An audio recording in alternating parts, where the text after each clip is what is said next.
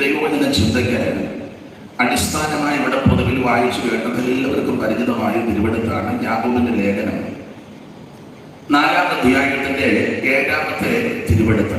എനിക്ക് തൊണ്ടയ്ക്ക് ഇന്ന് ഇച്ചിരി ശബ്ദം അച്ചായം പറഞ്ഞത് വരുന്നത് സ്വാഭാവികത്തിൽ അല്പം ബുദ്ധിമുട്ടായിപ്പോയി. ശബ്ദത്തിന് 10 ദിവസത്തെ ഉപവാസ പ്രാർത്ഥനയായിരുന്നു. അത് ഇന്ന് സമാപനമായിരുന്നു. രാവിലെ സ്നാനമുണ്ടായിരുന്നു. അപ്പം ശബ്ദം അല്പം എടുത്തു. മൈക്കിലും ഈ പഴമക്കാർ പറഞ്ഞ പോലെ ആചാര്യയുടെ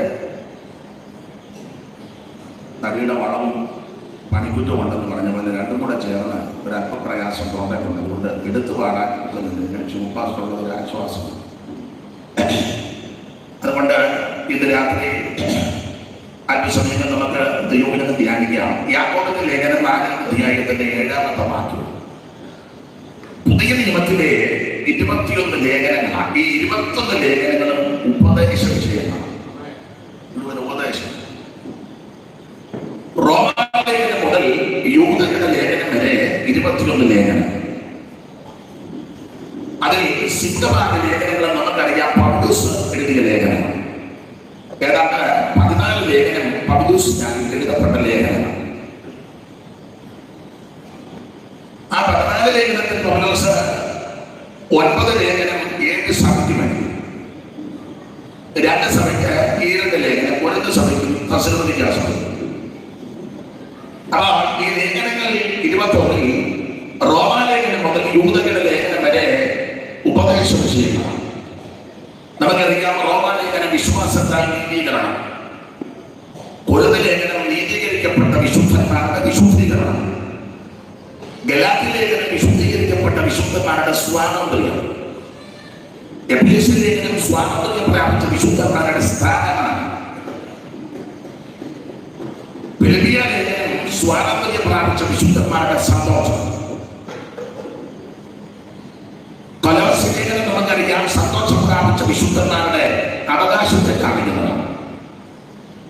തെസ്സലോനിക്ക ലേഖനം ഇങ്ങനെയുള്ള വിശുദ്ധന്മാരുടെ പ്രത്യാശ.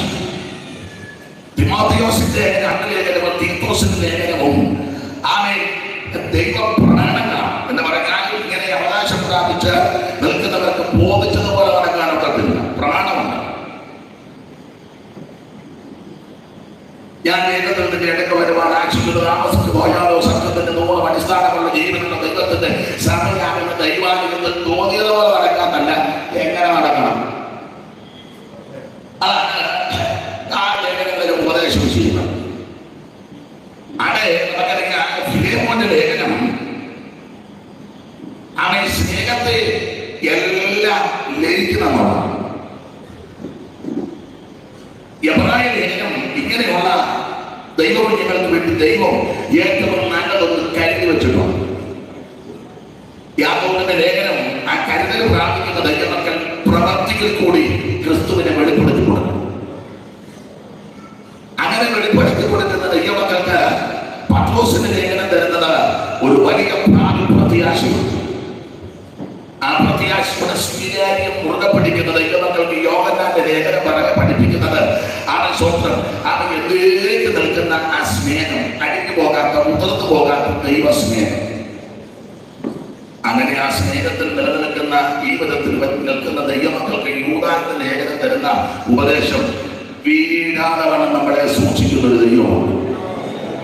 ഇതാണ് ലേഖനത്തിലെ പ്രധാനപ്പെട്ട ഉപദേശ വിഷയങ്ങൾ. അതെ, നമ്മൾ ഇന്ന് രാത്രി യാക്കോബിന്റെ ലേഖനം 4-ാം അധ്യായത്തിന്റെ 7-ാമത്തെ തിരുവെടുത്താണ് വായിച്ചത്.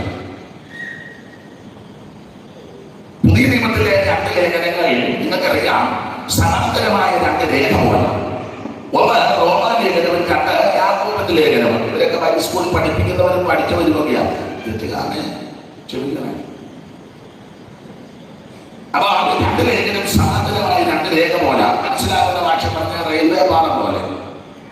കാരണം 2 ലേഖനത്തിലും ലേഖനകർത്താവ് 2 വിഷയം കൊണ്ട് സ്ഥാപിക്കുന്നു. റോമാലേഖനത്തിൽ വിശ്വാസക്കാരുള്ള നീതീകരണം. എന്നാൽ യാക്കോബ് അതിനെ ഖണ്ഡിക്കുന്നില്ല. യാക്കോബ് പറയാം വിശ്വാസം മാത്രം പോലെ പ്രവർത്തിക്കുന്നു. എന്നെ ദൈവവചനം പഠിപ്പിച്ചപ്പോൾ ഇപ്പോൾ മുന്നേ ഓവർസിയർ ഇപ്പോൾ ക്ഷീണത്തിനായിരിക്കുന്ന കുഞ്ഞമ്പി അവകളാണ് റോമാലേഖനം പഠിപ്പിച്ചത്. അപ്പൊ അദ്ദേഹത്തിന്റെ ഭാഷയും ശൈലിയും പ്രത്യേകതയാണ്. അപ്പൊ അദ്ദേഹം ഒരിക്കലും പറഞ്ഞു, ഒരു പക്ഷിയുടെ 2 ചിറക് പോലാണ്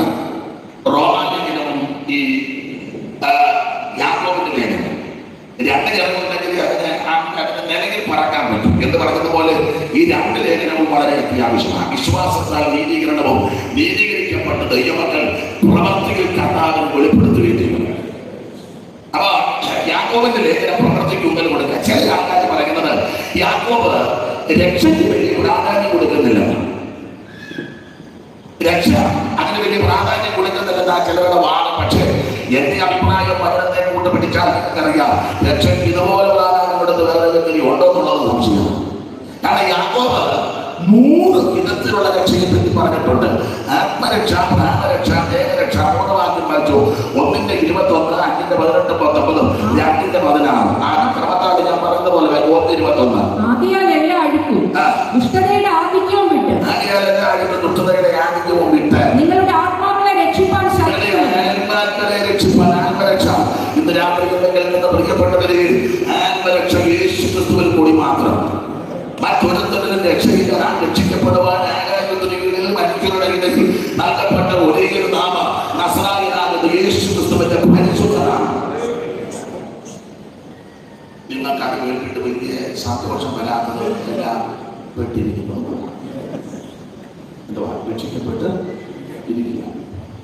രക്ഷിക്കപ്പെടാതെ ആരെങ്കിലും ദൂരത്തോ ശാലത്തോ ഇവിടെയോ കേൾക്കുന്നെങ്കിൽ അവരെ ഉന്നം വെച്ചാവുന്നത്. രക്ഷപ്പെടാൻ ഒറ്റ മാർഗം, ഒരേ ഒരു വഴി, നസറായനാകുന്ന യേശു ക്രിസ്തു.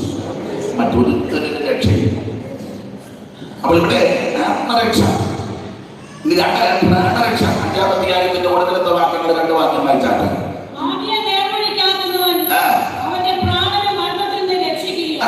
പ്രാണനെ മരണത്തിൽ നിന്ന് രക്ഷിക്കുന്ന പ്രാണരക്ഷ. അപ്പോൾ 1 ആത്മരക്ഷ, 2 പ്രാണരക്ഷ. പ്രാണരക്ഷയെ പറ്റി യാക്കോബ് തെളിയിച്ചിരിക്കുന്നു. ഇത് രണ്ടും കൊണ്ടൊരു മനുഷ്യന് ലോകത്ത് ജീവിക്കാനൊക്കത്തില്ല. ദേഹരക്ഷ ആവശ്യമാണ്. 2:16.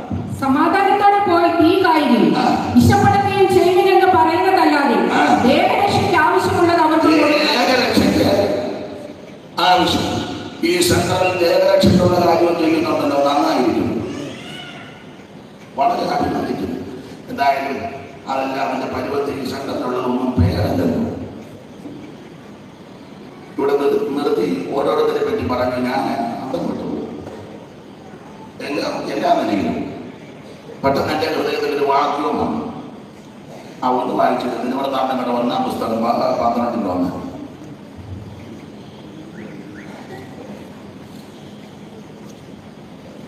കീശിന്റെ മകനായ ശൗലിന്റെ നിമിത്തം ഒളിച്ചു പാർത്തിരുന്നപ്പോൾ സിക്ലാഗി അവന്റെ അടുക്കൽ വന്നവർ അവർ വീരന്മാരുടെ കൂട്ടത്തിൽ അവൻ യുദ്ധത്തിൽ തുണ ചെയ്തു. അവർ വില്ലാളികളും വലങ്കൈ കൊണ്ടും കല്ലറുവാനും കൊണ്ട് അപ്പയുവാനും സമർത്ഥന്മാരുമായിരുന്നു.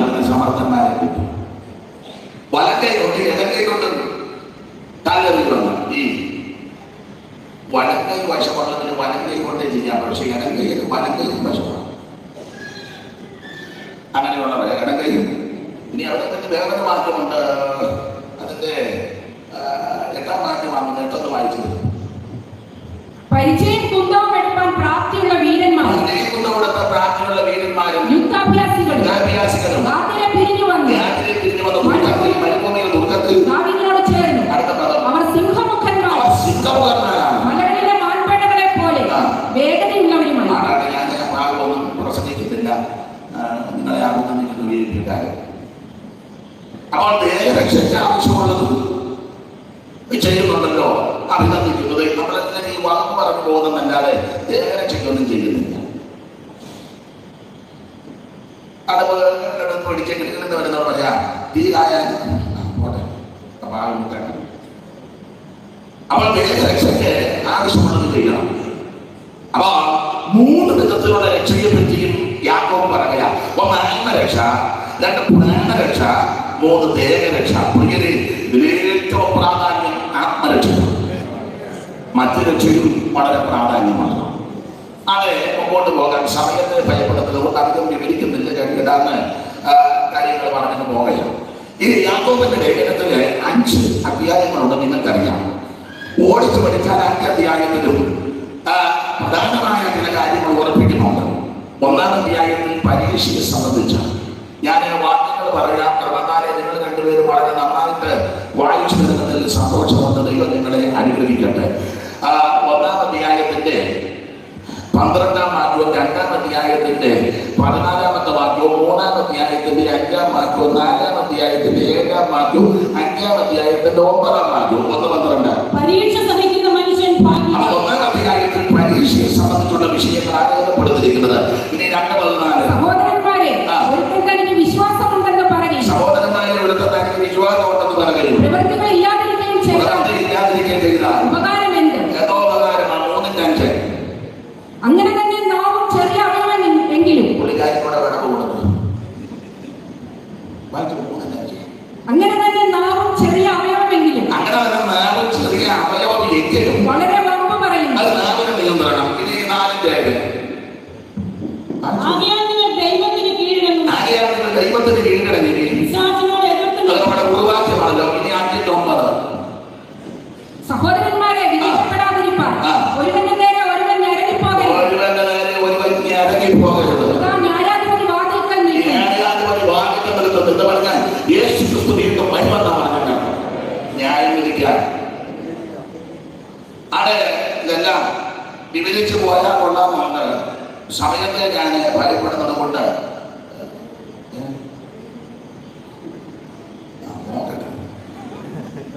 ദൈവത്തിന് മാർഗം. 1-ാം അധ്യായത്തിൽ പരീക്ഷയെ സംബന്ധിച്ച ഓടിച്ചു പോകാം. ദൈവകുഞ്ഞുങ്ങൾക്ക് പരീക്ഷയുണ്ട്. പക്ഷെ ആ പരീക്ഷ നശിപ്പിച്ചും തകർത്ത് കളയാനല്ല, പൊന്നു പോലെ പുറത്തു വരാൻ. വിഷയപ്പെടുന്നതിനുണ്ടല്ലോ, ജീരകത്തിന്റെ മുകളിൽ കൂടെ മെതിവണ്ടി ഒന്നും കേട്ടില്ല. കരിജീരകത്തിന്റെ പുറത്തൂടെ ചക്രവും ഉരുട്ടില്ല. അത് വടികൊണ്ടും കോലുകൊണ്ടും തല്ലി ചില തല്ലും അടിയൊക്കെ കിട്ടുമ്പോൾ സ്തോത്രം ചെയ്യുന്നു. ദൈവത്തിനെ സ്നേഹിക്കുന്നതുകൊണ്ട്. അപ്പൊ പരീക്ഷ സഹിക്കുന്ന മനുഷ്യൻ ഭാഗ്യവാൻ. പരീക്ഷ നല്ലതാണ്. പരീക്ഷ വരണം. പഠിക്കുന്ന കുഞ്ഞുങ്ങൾക്ക് പരീക്ഷ ഉണ്ടെങ്കിൽ പഠിച്ചോട്ടുണ്ടോ ഇല്ലയോ എന്നറിയില്ല. ഞാനിപ്പോഴും പറയും, നന്നായിട്ട് പഠിക്കുന്ന പിള്ളേർക്ക് വലിയ പരീക്ഷ വരണം എന്നാണ് പഠിച്ച പിള്ളേർ. ഉഴപ്പിയടിച്ച് നടക്കുന്നവരെല്ലാം വലിയ പരീക്ഷയുടെ ദിവസം നിങ്ങൾ പറയുന്നത്, എന്റെ ദൈവമേ പള്ളിക്കൂടത്തിൽ നീ പഠിക്കണം, ഹെഡ് മാസ്റ്റർ അത് പോകണേ, ക്വസ്റ്റ്യൻ പേപ്പർ ആരെയും ഓടിച്ചുകൊണ്ട് അതെങ്ങനെ പഠിച്ചിട്ടില്ല. അതെങ്ങനെ എഴുതി അത് വരുന്നത്? ഞാനിങ്ങനെ എനിക്ക് പറയാം, പരീക്ഷ വരണം. പരീക്ഷ വന്നു കഴിയുമ്പോഴാണ് നീ ആരാണ് തെളിയാൻ പോകുന്നത്. പരീക്ഷ കഴിയുമ്പോഴാണ് നിന്റെ പഠിത്തം എങ്ങനെ ഉണ്ടായിരുന്നോ, ക്ലാസ്സിൽ അറ്റൻഡ് ചെയ്തോ, തന്ന പോർഷനൊക്കെ കംപ്ലീറ്റ് ചെയ്തോ, എഴുതിയോ, പഠിച്ചോ, ഇതൊക്കെയാണ് പരീക്ഷ കഴിയുമ്പോഴാണ് തെളിയുന്നത്. പരീക്ഷ നല്ലതാണ്. നമ്മുടെ കർത്താവിനെ പരീക്ഷിക്കുവാൻ വന്നു. ആ പരീക്ഷകളെല്ലാം നമ്മുടെ കർത്താവ് ജയിച്ചവനാണ് നമ്മുടെ കൂടെയുള്ളത്. അതുകൊണ്ട് രാത്രിയിലെ വിഷയത്തിൽ പരീക്ഷകളെ അവന്റെ ശോധനയുടെ നടുവിൽ കൂടെ കടന്നു പോകുന്ന ദൈവമക്കൾ പലതരത്തിൽ നിരാശപ്പെട്ടു പോകരുത്. പൊന്നുപോലെ ദൈവം തന്നെ പുറത്തു കൊണ്ടുവരും. അവൻ തിരുവചനം പഠിപ്പിക്കുന്നത്, മനുഷ്യർക്ക് നടപ്പല്ലാത്ത പരീക്ഷ നിങ്ങൾക്ക് നേരിട്ടിട്ടില്ല, ദൈവം വിശ്വസ്തനാണ്. 10:13 കൊടുത്തിരിക്കുന്ന 1-ാം ലേഖനം 10:13.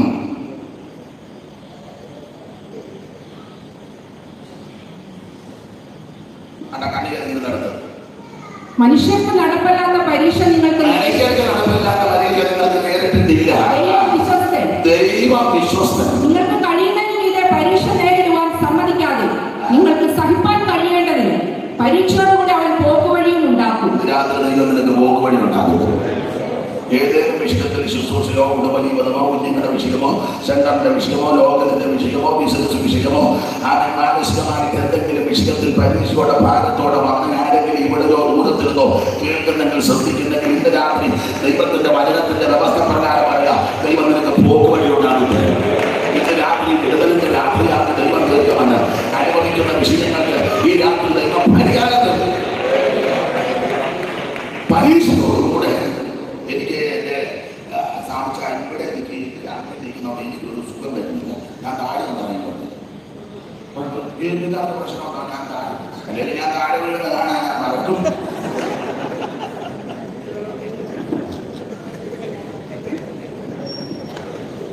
ദൈവത്തിന് മതം എനിക്ക് അടുത്തുണ്ടെങ്കിൽ ഒരു തൃപ്തി പറ്റുള്ളൂ. ഇവിടെ ഈ സ്റ്റേജൊക്കെ നല്ലതാണ്, പക്ഷെ ഇതൊരു സുഖമില്ല.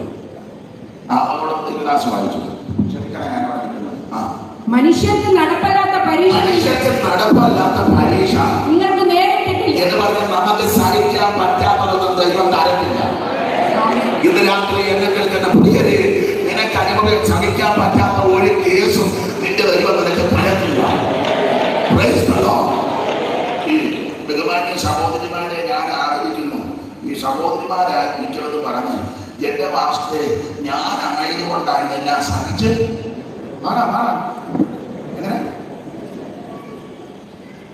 ഞാനായതുകൊണ്ടാണ് ഇതെല്ലാം സഹിച്ച്. നിങ്ങൾ പറയുന്ന കാര്യം പറ.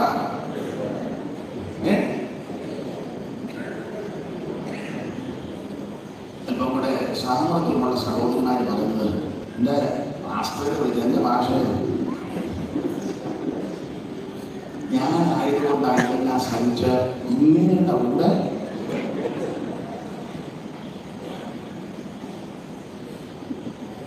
ദൈവത്തിന് മഹത്വം. നമുക്കില്ല.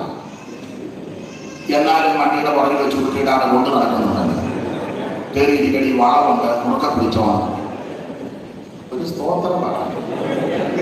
നിങ്ങൾക്ക് ഞാൻ വേറെ കേൾക്കാം. ഈ ചന്തപ്പള്ളും എല്ലാം കേട്ടാലും കുട്ടിയിടാലും കൊണ്ടുവന്ന് തിരിച്ചു കൊണ്ടുപോകണം. പോട്ടെ. അന്നേരം അവര് പറയുകയാണ് ഇതെല്ലാം സാധിക്കും ഞാനായതുകൊണ്ട് അങ്ങേരുടെ കൂടെ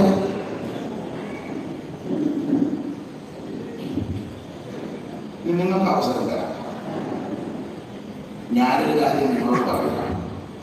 ഇതെല്ലാം സഹിപ്പാനും വകുപ്പാനും പൊറുക്കാനും ക്ഷമിപ്പാനുമുള്ള വൈഭവവും ദൈവകൃപയും സമർപ്പണവും വിധേയത്വവും വിനയവും അതിനുള്ള സഹിഷ്ണുത നിലകൊണ്ടെന്ന് ദൈവത്തിന് നിന്നെ പറ്റി ബോധ്യമുള്ളത് കൊണ്ട് ഇതിനെ നിന്റെ കൈ തന്നെ കൊണ്ട് തന്നെ ആ വിലകൂടുകാരുടെ കൈ കൊടുക്കാതെ വെട്ടിക്കൊണ്ടാണ്. ഇല്ലേ? പേര് മറന്നു പോയില്ല. ഓ പേര് മറന്നു. ജോലിയല്ല, അവിടെ ജ്യൂസ് കൊടുക്കണം. അവിടെ വിഷയം വിടും. നമുക്ക് ജോലിയോടാണോ താല്പര്യം?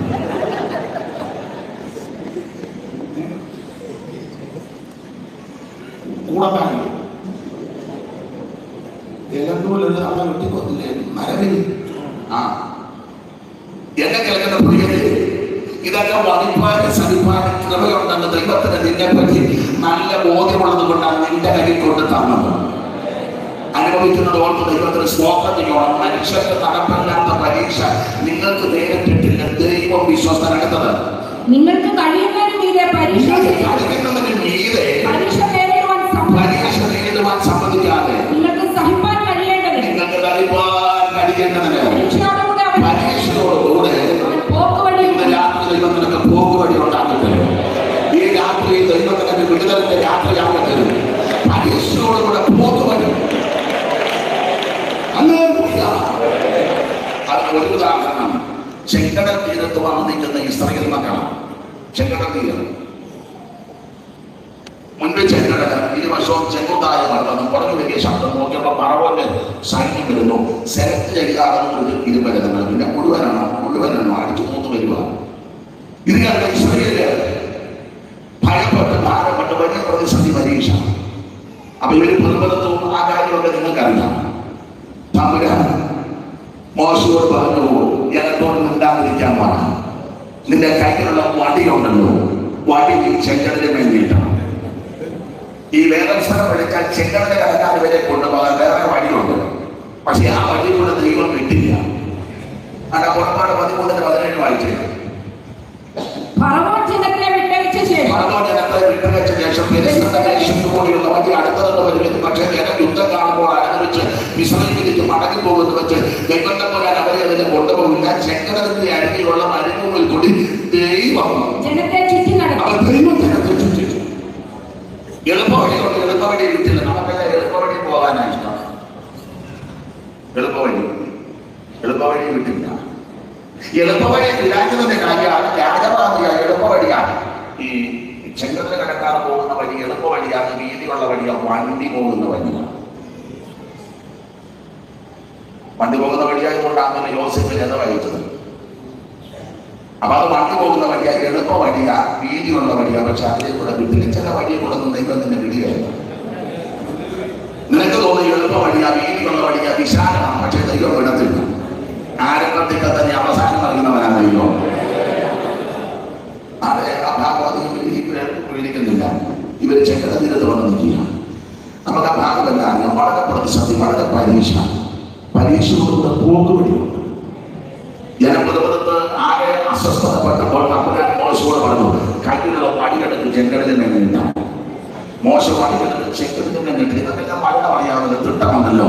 മോശം പടികെടുത്ത് ഇങ്ങനെ നീണ്ടു നിൽക്കുക.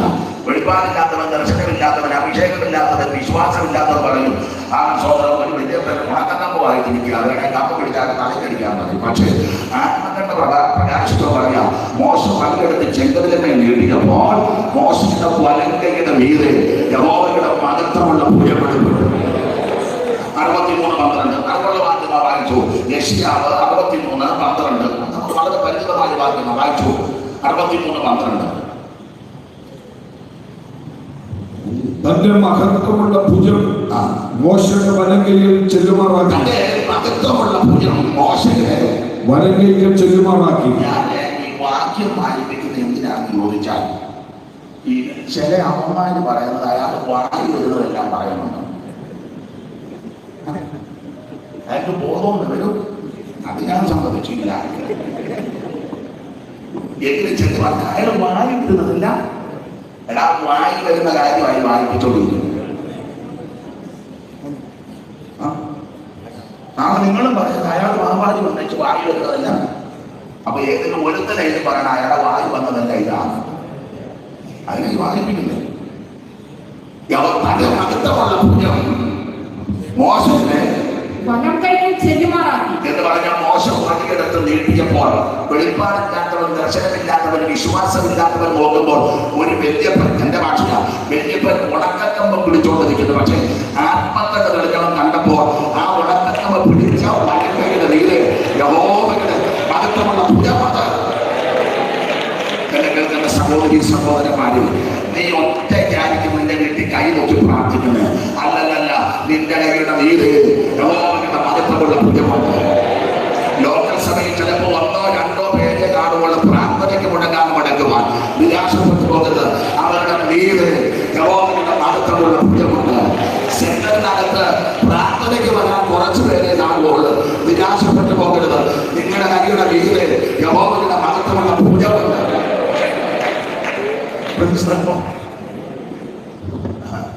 ഈ ചെങ്കടല് വായു വന്നു നിൽക്കുക.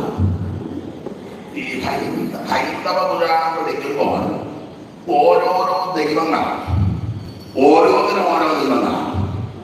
വായുവിനൊരു ദൈവം, അഗ്നിക്ക് ഒരു ദൈവം. വായു ഭഗവാൻ എന്ന് പറയും. അഗ്നിയുടെ ദൈവത്തിന്റെ പേരാണ് അനലൻ എന്ന് പറയുന്ന പോലെ വെള്ളത്തിന് ഒരു ദൈവമുണ്ട്, അതാണ് വായുമൻ. അപ്പൊ അനലനും വായുമനും ഒക്കെ ഉണ്ട്. വായുവിന് ഒരു പടം കൊടുത്തല്ലോ, 130 കോടി ദേവന്മാരിന്ന് മൂർത്തിയായി മുപ്പാതിന്നു വിളക്കുമായി മാതാകാരിക്കും പ്രത്യക്ഷ ദേവതയുടെ മാഹാത്മ്യമോർത്തിട്ടു മനസ്സുരുകിയിടുന്നു. അതെ, അപ്പൊ അങ്ങനെ പഠിക്കുമ്പോൾ ഈ വെള്ളം അവിടെ തിരുവനന്തപുരത്ത് പഠിപ്പിക്കുന്നത് ചെങ്കടല് വായു പിളർന്നു നിൽക്കുക. എന്റെ ഭാഷ പറഞ്ഞാൽ വരണം വായു പിളർന്നു നിൽക്കുക. സ്തോത്രം, വായു പിളർന്നു നിൽക്കുക. എന്തിനാണെന്നറിയാമോ? ദൈവജനത്തെ വിഴുങ്ങാൻ. വായു പിളർന്നു നിൽക്കുന്ന ദൈവജനത്തെ വിഴുങ്ങാൻ. പരീക്ഷയോടുള്ള പോക്കുവഴിയുണ്ട്. വായു പിളർന്ന് വിഴുങ്ങാൻ നിൽക്കുന്ന പുറകോട്ട് നോക്കിയപ്പോൾ പരമോന്റെ സൈന്യം വരുന്നു. പരമോന്റെ സൈന്യം വരുന്നത് നിങ്ങൾക്കറിയാം. പരമോൻ ചുപ്പാമതിയല്ല. 15:9 വായിക്കുന്ന പുറപ്പാട് 15:9 പരമോൻ എന്തോ പറഞ്ഞുകൊണ്ടാണ് നിങ്ങൾക്കറിവുള്ള വാക്യമാണ്. ഞാൻ പിന്തുടരും, പിടിക്കും, കൊള്ള പങ്കിടും. എന്റെ ആശാവരാൻ പൂർത്തിയാകും. ഞാൻ എന്റെ വാൾ ഊരും, എന്റെ കൈ അവരെ നിഗ്രഹിക്കുമെന്ന് ശത്രു പറഞ്ഞു. ഞാൻ പിന്നാലെ ചെല്ലും, പിടിക്കും. ശത്രു പറഞ്ഞു ഞാൻ പിന്നാലെ ചെല്ലും, പിടിക്കും. ശത്രു പറഞ്ഞു ഞാൻ പിന്നാലെ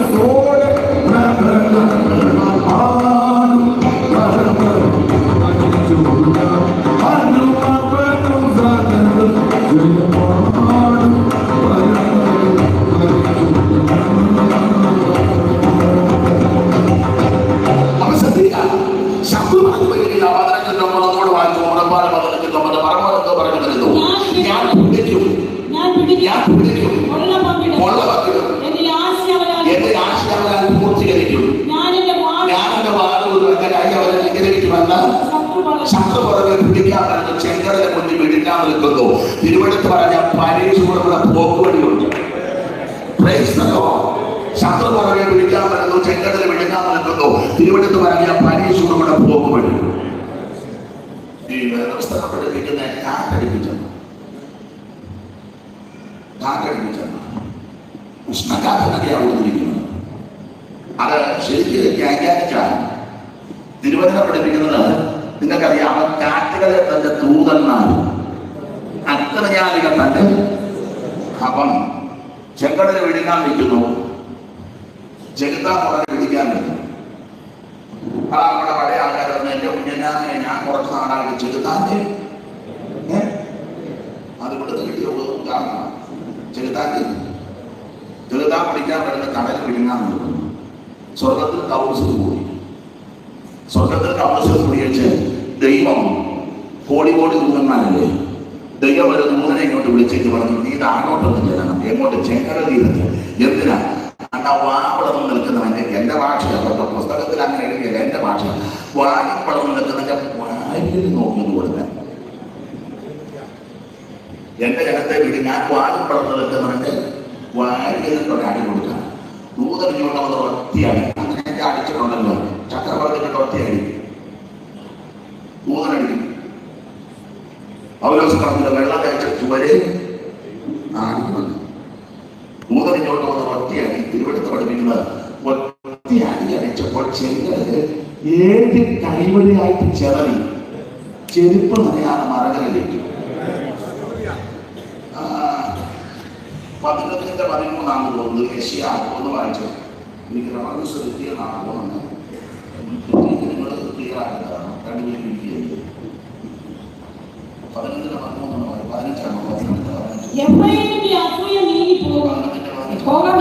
കടലിന്റെ നാവിന് ഉന്മൂലനാശം വരും. കടലിന്റെ നാവിന്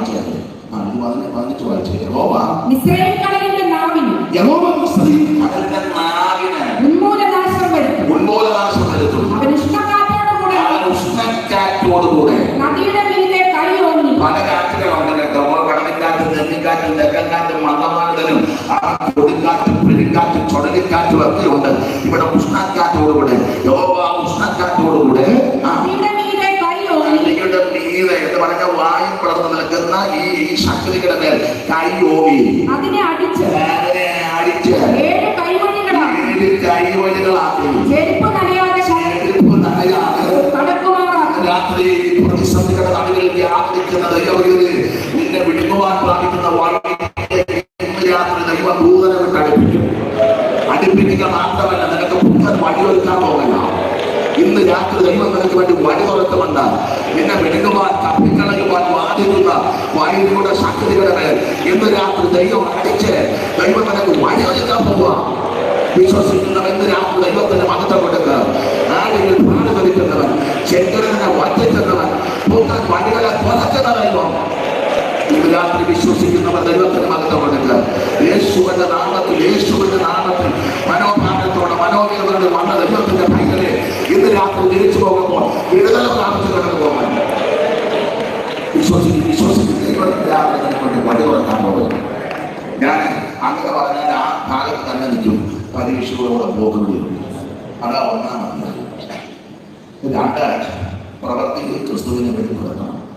ഇതിരിക്കുന്നില്ല. 3 നാവിനെ നിയന്ത്രിച്ചോണം, വളരെ സൂക്ഷിച്ചോണം സംസാരം. 4-ാം അധ്യായം പിശാചിനോട് എതിർത്ത് വരണം. ആ ഭാഗത്തേക്കാണ് വരുന്നത്. 5-ാം അധ്യായം ഒരുത്തന്നെ നേരെ ഒരുത്തന്നെ ഇറങ്ങിപ്പോകരുത്. കൂട്ടുവിശ്വാസിക്കരുത്, കൂട്ടു സഹോദരനെതിരെ, കൂടെ പ്രവർത്തിക്കുന്ന ദൈവദാസനെതിരെ നീ വാര വെക്കരുത്, പോർപ്പുള വെക്കരുത്. നിന്റെ എടുത്തോണ്ടല്ലേ പുസ്തകം ഫേസ്ബുക്ക് പിന്നെ കൂടാം.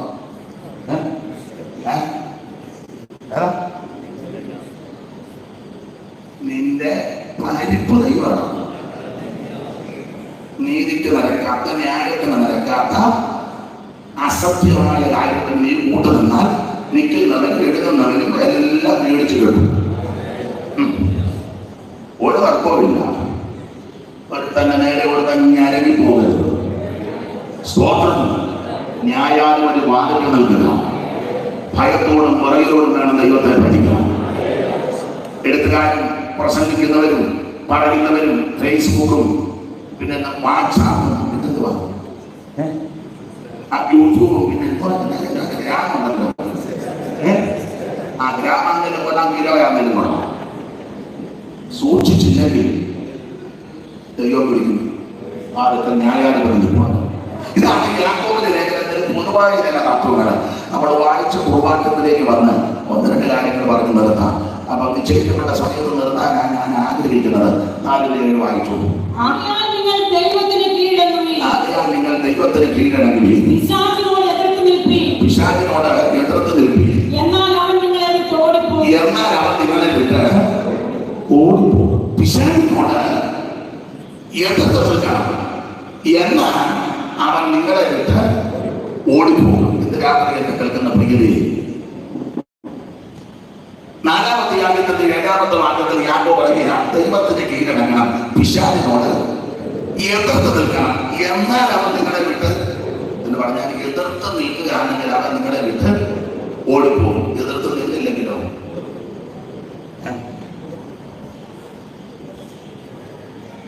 എതിർത്ത് നിന്നാൽ അവൻ നിങ്ങളെ വിട്ട് ഓടിപ്പോകും. എതിർത്ത് നിന്നില്ലെങ്കിലോ.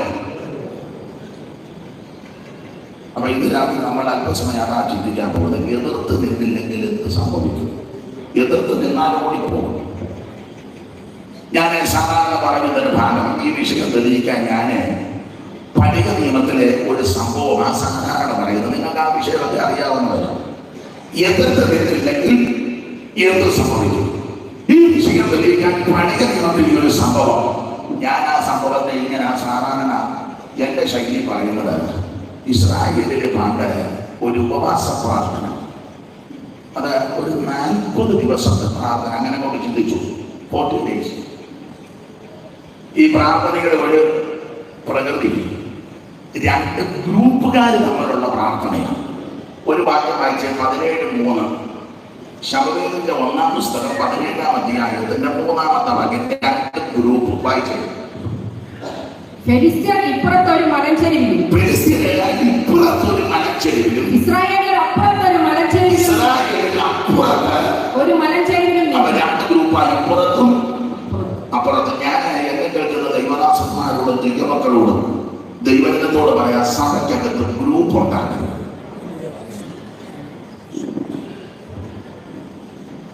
വിശ്വാസികളുടെ ഗ്രൂപ്പ് ഉണ്ടാക്കരുത്, ശുശ്രൂഷകന്മാരും ആ ഗ്രൂപ്പ് ഉണ്ടാക്കരുത്. ചിലര് ഇതിലേക്ക് പോകുമ്പോ അവിടെ 5 ഗ്രൂപ്പ് ആക്കിയാൽ പോകുന്നു. പേരും സ്ഥലമൊന്നും പറഞ്ഞില്ല, സ്വന്തം ചേട്ടനെ അനിയനെ 2 ഗ്രൂപ്പിലാണ്.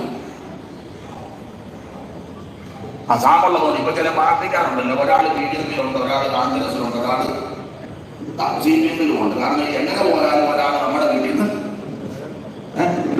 ഞാൻ പറഞ്ഞ സാധനം മനസ്സിലാവുന്നില്ല എന്ന് പറഞ്ഞത് പോലെ ഇപ്പൊ സഭയ്ക്കകത്തും അങ്ങനെ ഗ്രൂപ്പിസം. എന്റെ പ്രിയതേ, സഭയ്ക്കകത്ത് ഗ്രൂപ്പ് ഉണ്ടാക്കരുത്. ഗ്രൂപ്പ് ഉണ്ടാക്കുന്നവരെയും ഗ്രൂപ്പ് കളിക്കുന്നവരെയും ദൈവം വിടത്തില്ല. സഭ ദൈവത്തിൻ്റെതാണ്. ഞാനോ നിങ്ങളോ 1, 2, 3 വല്ല ശുശ്രൂഷിച്ച് അഥവാ എന്തെങ്കിലും ഗ്രൂപ്പ് ഉണ്ടെങ്കിൽ നമ്മുടെ കാലത്ത് അത് ഒന്നിപ്പിച്ചേച്ച് വേണം പോകാൻ. സ്തോത്രം.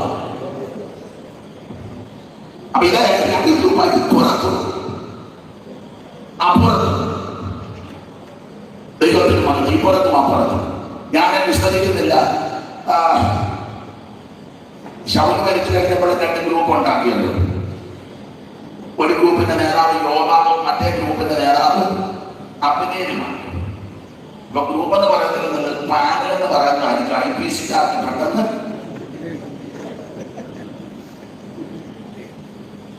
തന്നെ നിങ്ങൾ അങ്ങോട്ടും ഇങ്ങോട്ടും വരുന്നത് ഇതെന്തായാലും തീരുമാനമായിരിക്കും. ഞാൻ ഉറപ്പിച്ചും തറപ്പിച്ചും പറയാം, ഗ്രൂപ്പ് കളിക്കരുത്, പാനൽ കളിക്കരുത്. നിങ്ങളുടെ ചില വിദ്വാൻമാരെയൊക്കെ കണ്ടോ, ഈ പറയുന്നത് ഓടിക്കില്ല. എങ്ങനെയൊരു സൂത്രത്തിലാ കസേര വിളിച്ചു മേടിക്കുന്നത്. കൂടെയുള്ളവരെ ഒതുക്കി ചാദിച്ച് പുതികാല് വെട്ടി സൂത്രം ഒപ്പിച്ച് തന്ത്രം അങ്ങനെ അവനെ ഒതുക്കി തകർത്തച്ചൊരു കസേര മേടിച്ചാൽ ഇവന്മാരെല്ലാം കൂടി ഇരുന്ന് പാടുക. സ്ഥാനങ്ങൾ മാനങ്ങൾ. ഞാൻ അക്കത്തെറ്റായിരിക്കും ഉന്നമുള്ളവൻ തെറ്റണം. ഈ സൂത്രവും തന്ത്രവും എല്ലാം ഒപ്പിപ്പാടുന്നതുമായിട്ട് ഒരു പൊരുത്തമുണ്ടോ? ഉണ്ടോ? എന്നെ നിങ്ങളാക്കിയില്ലാതിരിക്കുന്നത് സാധനം ഞാൻ ഇപ്പോഴാണ് ദൈവത്തിന് മാത്രം പാടുന്നത് ആർക്ക് കുറച്ചൊക്കെ ഒരു പാടുമ്പോ മനസ്സാക്ഷിക്ക് വേണ്ടി പുത്തനുണ്ടാകും. ആ പാടുന്നില്ല പിന്നെ കുഴപ്പമില്ല. എന്തോ അങ്ങനെ പ്രസംഗം തെറ്റാന്നാണോ പറയുന്നത്? കവിന് പ്രസംഗം കൊണ്ടുവരുന്ന എന്തോ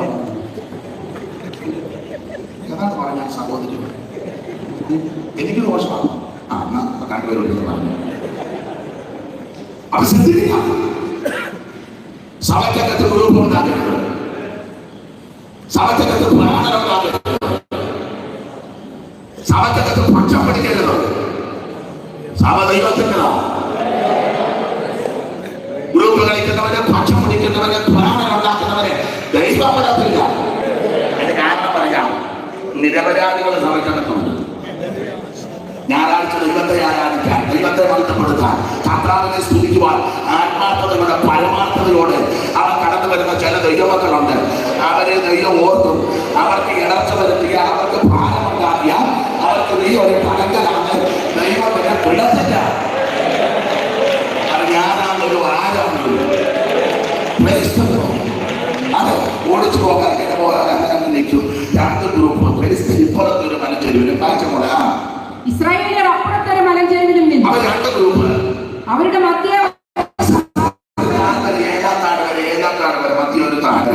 അത് ഒരു ഗ്രൂപ്പ് 10 വരും, എന്റെ ഭാഷയാണ്. മറ്റേ ഗ്രൂപ്പ് 10 വരും. ഇവിടെ രണ്ടടിയും 2 പാട്ട്, ഇവിടെ 3 അടിയും 3 പാട്ട്. നമ്മുടെ പെന്തിക്കോസ്തുകാരുടെ ശൈലി 10 യോഗം തുടങ്ങി, 10:15 പാട്ട്, 10:30 ആരാധന, 10:45 പ്രൈസ് വർഷിപ്പ്, 11 നമ്മുടെ ഭാഷയാണ് ആരാധന മൂത്ത്. ഈ 10 തുടങ്ങിയാൽ 11 മൂക്കുക. ഇവിടെ 6 തുടങ്ങിയാൽ 7 മൂത്തത്. അപ്പൊ ഞാൻ മർദ്ദോചനോട് ചോദിച്ചു, സ്തോത്രകാഴ്ച ഉണ്ടോ എന്ന് ചോദിച്ചു. അന്നേരം പറഞ്ഞു ഇടയ്ക്കെടുക്കാൻ. ഞാൻ എന്നാലും മൂക്കുന്നത് ഇടയ്ക്ക്. അപ്പൊ ഞാൻ പറഞ്ഞു ഇടയ്ക്ക് വേണ്ട,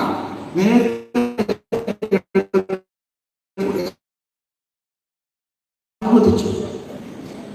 ഇടയ്ക്കെടുത്താലും ആദ്യം എടുത്താലും താരേണ്ടതൊക്കെ ദൈവം തന്നു. ദൈവം വിശ്വസ്തനാണ്. ആമാനെ അവിടെ ഓണം പറഞ്ഞു നമുക്ക് ഇടയ്ക്കെടുത്താൽ മതി, വല്ലോ ശരി കണ്ടാലും ഈ സാധനം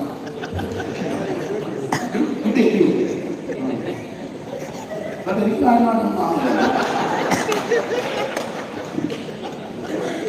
അവൻ ശ്രദ്ധിക്കും.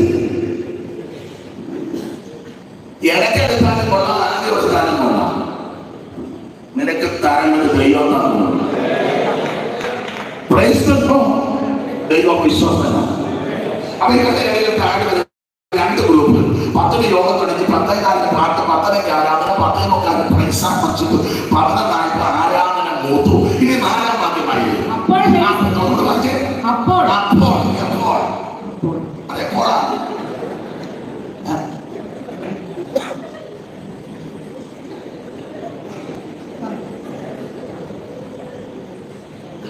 ഒന്നുകൂടെ വായിച്ചാൽ മാറ്റും. അപ്പോൾ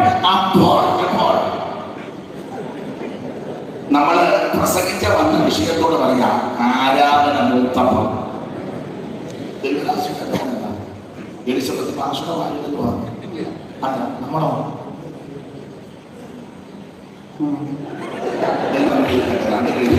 നാട്ടുപേരെയും ദൈവത്തിരിക്കട്ടെ. അതായത് നന്നായിട്ട് വായിച്ചു വരുന്നുണ്ട്. ദൈവത്തിനെ അന്വേഷിക്കട്ടെ. അപ്പൊ ശ്രദ്ധിക്കുക, 4-ാമത്തെ വാക്യത്തിൽ അപ്പോൾ എന്ന് പറഞ്ഞാൽ ആരാധന മൂത്തപ്പോൾ. അങ്ങനെ കൊണ്ട് ചിന്തിച്ചു. ഇനി അപ്പോൾ ആരാധന മൂത്തപ്പോൾ ഫെലിസ്ത്യരുടെ പാളയത്തിൽ നിന്ന് എത്തിനായ ഗോലിയാത്ത് എന്നൊരു മണ്ണ് പുറപ്പെട്ടവൻ. അവൻ ആരോട് ഒരു അവന്റെ തലമുറ താമരശിവൻ 5000 ചെക്കൽ തൂക്കമുള്ള അവന് ധരിച്ചവന് രാക്ഷസയും ചുമതി താമര കൊണ്ട് വേലുമുണ്ട്. അവന്റെ കുന്തത്തിന്റെ തണ്ട് നീത്തകന്റെ പടപ്പകുതി പോലെയായിരുന്നു. കുന്തത്തിന്റെ ഇലകൾ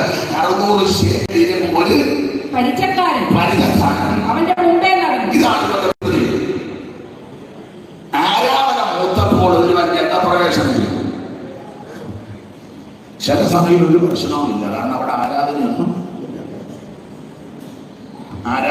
പുതുതായിട്ടൊരു ആത്മാക്കള് വരുന്നില്ലല്ലോ. അതാ വരത്തില്ല, അതാ നല്ലത്. ഇനിയും വല്ല സ്നാനം നടക്കണമെങ്കിൽ കൊച്ചുമല വന്നു. അവർ ഇവിടൊക്കെ കൊച്ചുമല അതിനൊന്നും താല്പര്യമില്ല. പിന്നെ അവന് സാധനം നമ്മളെ പോകാൻ പറ്റില്ല.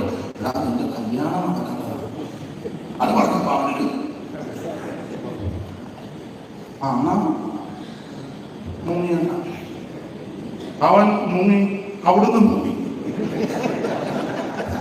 ദൈവത്തിന് മഹത്വം. അപ്പൊ ഈ ആരാധന മൂത്തപ്പോൾ ഒരുവൻ എന്ന പ്രശ്നം. ഞാനൊരു കാര്യം പറയാം, എല്ലാവരോടും ഒന്നും വിചാരി പോരാടുകയല്ല. എല്ലാ സമയത്തും ഒന്നും പ്രശ്നവുമില്ല, എല്ലാ ശുശ്രൂഷകൾക്കും പ്രശ്നമില്ല, എല്ലാ വിശ്വാസിക്കും പോരാട്ടമില്ല.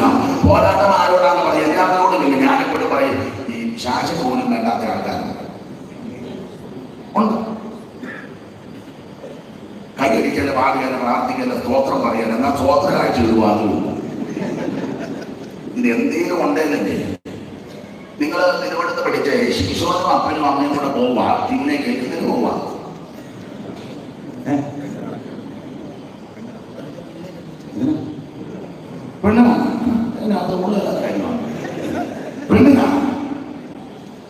അല്ല, അങ്ങനെ പോകുന്നതാണ് നല്ലത്.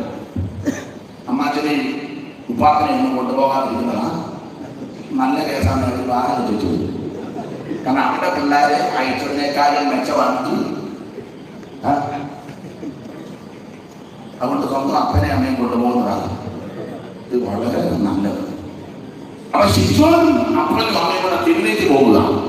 ഇവര് തിരിഞ്ഞേക്ക് പെണ്ണ് കാണാൻ പോകുമ്പോൾ ആ തീർത്തോട്ട് സമീപം ചെന്നപ്പോ ഒരു ബാലസിംഹം അവന്റെ നേരെ കാണുവാണ്. അപ്പനും അമ്മയും കൂടെ ഉണ്ട്, അവർക്ക് നേരെ വന്നില്ല. വന്നത് ശിശുവിന്റെ നേരെയാണ്. അപ്പന്റെ അമ്മയുടെ നേരത്തെ വരാൻ അവർക്ക് വ്രതമൊന്നുമില്ല. വ്രതസ്ഥൻ ശിശുവാണ്.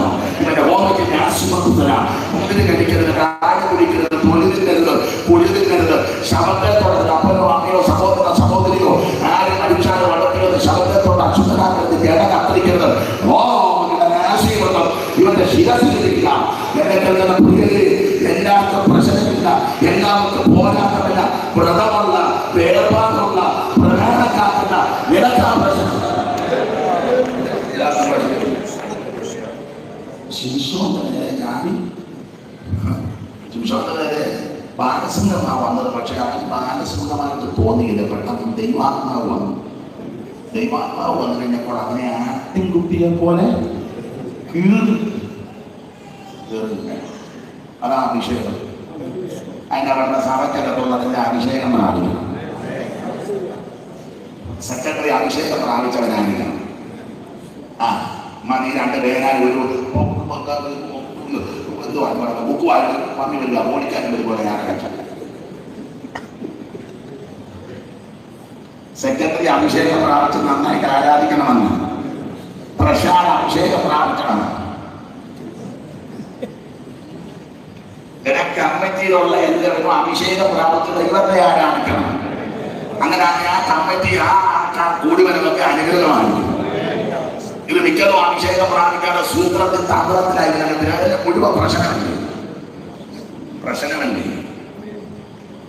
അഭിഷേകത്തിന് ശബ്ദമാണ്. പുഷ്ടി നിമിത്തം അകത്ത് പോകുന്നതാണ്. പ്രശ്നങ്ങളും പോരാട്ടങ്ങളും എതിരുകളൊക്കെ വെല്ലുവിളികളൊക്കെ വരുമ്പോ നീ ആത്മശക്തിയിലൊന്ന് ആരാധിച്ച് മഞ്ഞുരുകി പോകുന്നത് പോലെ പല പല സമമായ പ്രശ്നമായിരിക്കും വരുന്നത്. പക്ഷേ ആത്മകൾ ദൈവത്തെ ആരാധിച്ചു കഴിയുമ്പോൾ അത് മഞ്ഞുരുക്കുന്നത് പോലെ ഒരുക്കും.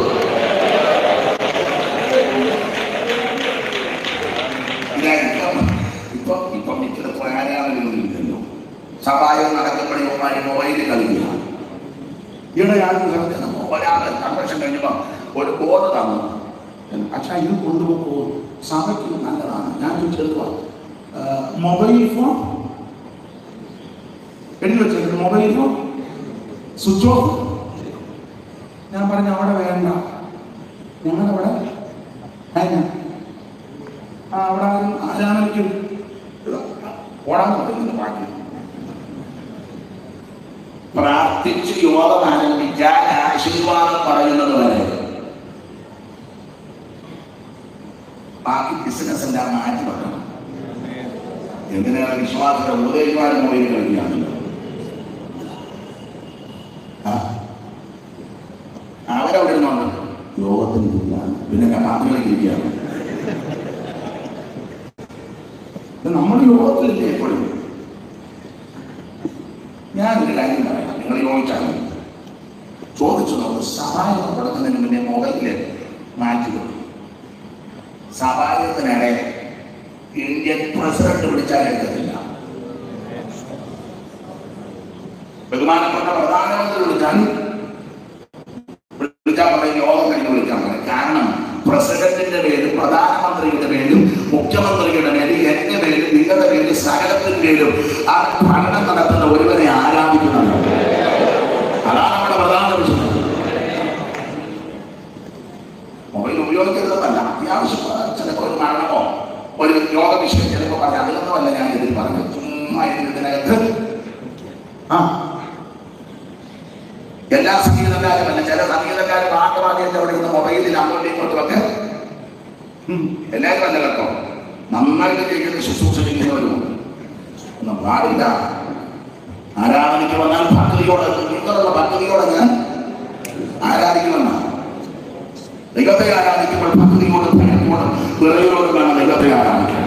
ഇടയ്ക്ക് ഞാൻ ഇത് പറഞ്ഞതുകൊണ്ട് ദൈവത്തിന് മഹത്വം നമുക്ക് ആ വിഷയത്തിൽ കേൾക്കാം. കർത്താവിന് മഹത്വം ഉണ്ടാകണം. അപ്പോ ശിക്ഷോന്റെ ചായ വന്നപ്പോൾ പെട്ടെന്ന് ദൈവാത്മാവ് നിറഞ്ഞ് സഭയിലുള്ള എല്ലാവരും അഭിഷേകം പ്രാപിക്കണം, രാത്രിയോഗം വെക്കണം, മുഴങ്ങാതിൽ ഇരിക്കണം, സ്തോത്രം സകല എണ്ണോ അഭിഷേകം പ്രാപിക്കണം, ദൈവത്തെ നൃത്തം ചെയ്ത് ആരാധിക്കണമെന്ന്. പണ്ടത്തെ പെന്തിക്കോസ് ആരാധന അങ്ങനെ മെഡിക്കൽ കോളേജിൽ തള്ളുന്ന കേസ് പെന്തിക്കോസ് ആരാധന വന്ന് വിടുതല. മെഡിക്കൽ കോളേജിൽ ഉപേക്ഷിച്ച കേസാണ്. പക്ഷെ പെന്തിക്കോസ് കൂട്ടായ്മയിൽ ആരാധനകൾ എന്നാൽ വിടുതല. ഇന്ന് നേരെ തിരിച്ചാണ്.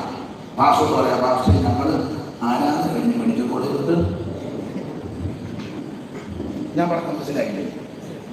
ആരാധന കഴിഞ്ഞ് ഒരു മാസം പറയാൻ ഞാനും വരുന്നുണ്ടാണ്. അവരുടെ ആരാധന നേരിട്ട് നീ ദൈവത്തെ വിശ്വസിച്ച് പെന്തിക്കോസിന്റെ ആരാധന അവൻ തീ കത്തുന്ന ആരാധന. ആത്മനിറവിൽ ആരാധിച്ച് ബലപ്പെടുത്തും വിടുതലെടുത്തവർ ഇന്ന് രാത്രി ഇരിക്കുവാണ്. ആരാധനയുടെ മർദ്ദം കണ്ടവർ ഇന്ന് രാത്രി ഇരിക്കുവാണ്. ദൈവാത്മാവിന്റെ ശക്തിയിൽ ദൈവത്തെ ആരാധിക്കും.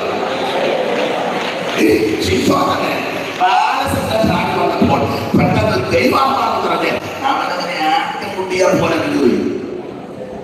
ദൈവാത്മാവിന്റെ വിശേഷത ബാലസമതമാണ് വന്നത്, പക്ഷെ സിദ്ധമായിട്ട് തോന്നിയില്ല. പരിശുദ്ധാത്മാവൻ പറഞ്ഞപ്പോൾ അതിനെ ആട്ടിൻകുട്ടിയെ പോലെ കീറി എറിഞ്ഞു. പിന്നെ ഇന്നത്തെ ശിംശോൻ കീറി എറിഞ്ഞ ഉടനെ ഇന്റർവ്യൂവിന് എല്ലാവരും വരും. ശിംശോനെ കസേര എത്തിക്കാനും എല്ലാം കിട്ടി. ശിംശോൻ ഡോക്ടർ റവണൻ ഡോക്ടർ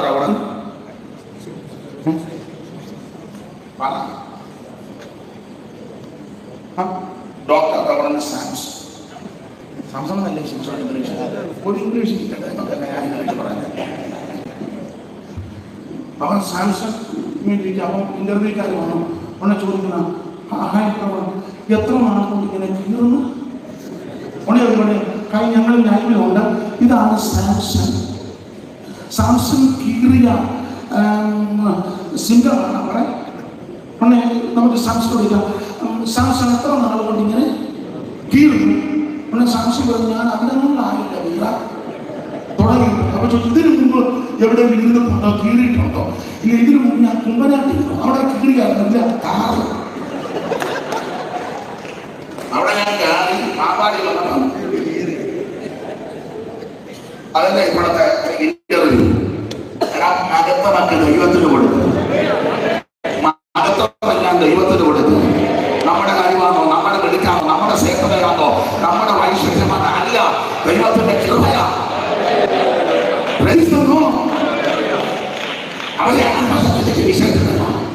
എല്ലാവർക്കും പോരാട്ടമില്ല.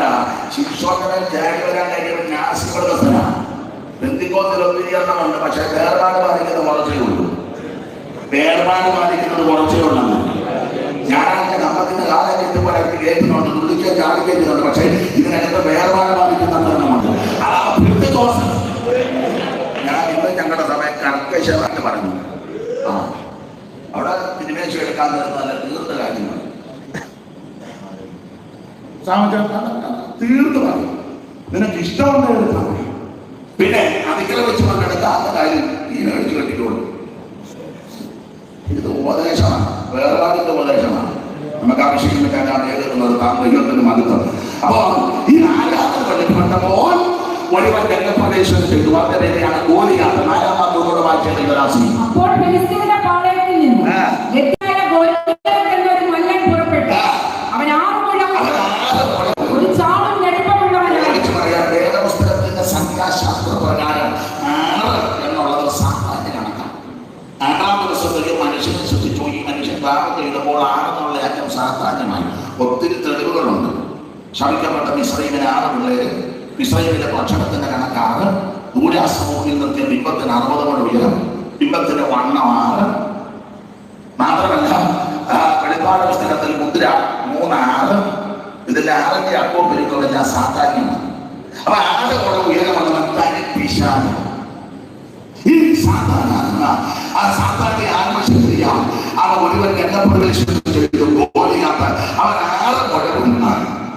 ഒരു ചാണും നെടുപ്പമുള്ളവനായിരുന്നു. അവന് തലയിൽ ഒരു താമര ശിരസ്ത്രമുണ്ടായിരുന്നു. അവൻ ഞാൻ ഓർപ്പിച്ചല്ലോ 6 സാധാരണ കണക്കാണ്. അതുകൊണ്ടാണ് ഇത് കണക്ക് പ്രകാരം 6-ാം ദിവസം സൃഷ്ടിച്ച മനുഷ്യൻ പാപത്തിൽ അകപ്പെട്ടു. 8-ാം വയസ്സിൽ ഒരു പരിപാടി 6-ാം ദിനത്തിൽ ആത്മപാപം പ്രമാണമാക്കി ചർമ്മത്തിന്റെ രൂപം അതിന്റെ ദൈവം പാലമാവൻ പൂരിതമായ വിചിത്രവന ഒരു തോട്ടം ചാത്തിന്റെ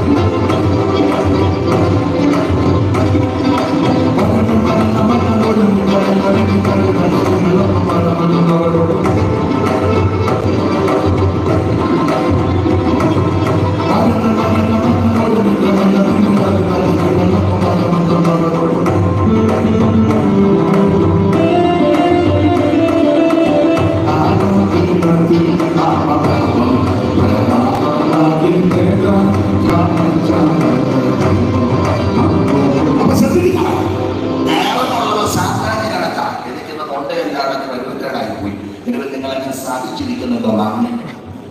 അപ്പൊ 6ത്തെ അപ്പ വരുമ്പോൾ സാധാരണമാണ്. ഈ 6 അത് 6 മുഴവും 6 മുഴവും 6 അവൻ 6 മുഴവും ഒരു ചാളും കണക്ക് തെറ്റി വെക്കണം ഒത്തിരി എണ്ണം നമ്മുടെ ഇടയിലുണ്ട്. ഞാൻ ആ ഭാഗത്തേക്ക് പോകുന്നില്ല, വെറുതെ എന്തിനാ ഉടക്കം ഉണ്ടാക്കുന്നത്. അപ്പൊ 6 മുഴവും ഒഴിയാൻ കിടന്നു കണക്ക് തെറ്റിയവന. എന്റെ ഭാഷ പറഞ്ഞ ഇവൻ തനി വിശാല. ഇവരെ നോക്കി രംഗത്ത് വന്നു രംഗപ്രവേശനം ചെയ്തു. ഓടിച്ചു പറയാം ഇവൻ വന്നിട്ട് ചെയ്ത പരിപാടി 8-ാം വാക്യം വെച്ച് 8-ാം വാക്യം അവൻ നിന്ന് ഇസ്രായേൽ തലകളോട് വിളിച്ചു പറഞ്ഞത് നിങ്ങൾ വന്ന പടക്കാണ്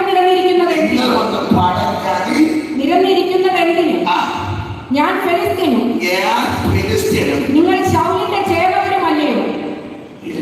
എനിക്ക് തോന്നുന്നത് ഗോലിയാത്തിന് കൃപാവരമുണ്ടോ എന്നൊരു ചിന്ത. അപ്പൊ നിങ്ങൾ ചോദിക്കുന്നത് ഗോലിയാത്തിനോ? അതെ, കൃപാവരമാണ്. ആ,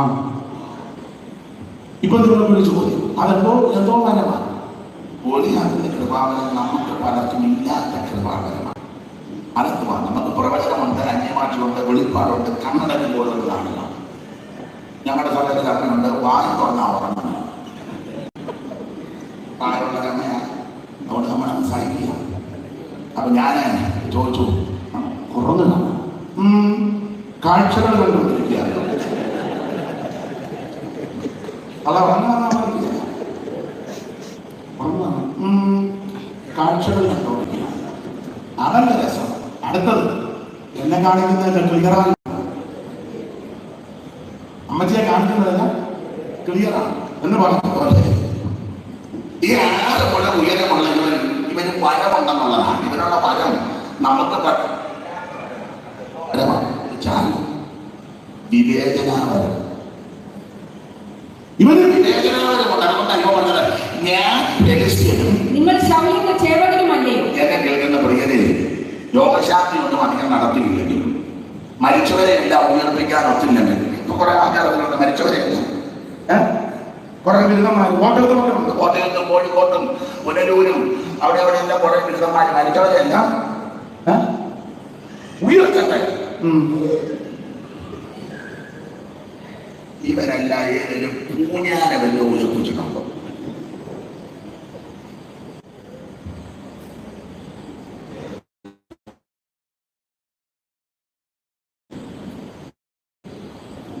സ്ഥലം പറയുന്നില്ല. കാരണം എന്നോട് ഒത്തിരി ആളുണ്ട്.